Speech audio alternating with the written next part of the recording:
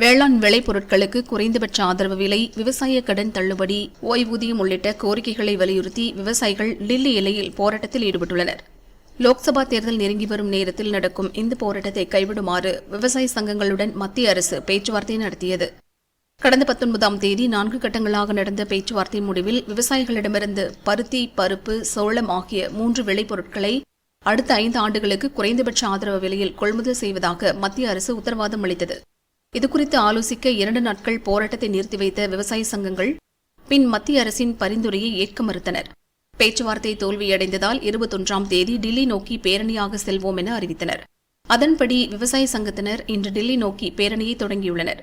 பஞ்சாப், ஹரியானா, உத்தரப்பிரதேச மாநிலங்களிலிருந்து விவசாயிகள் பலர் வந்துள்ளனர்.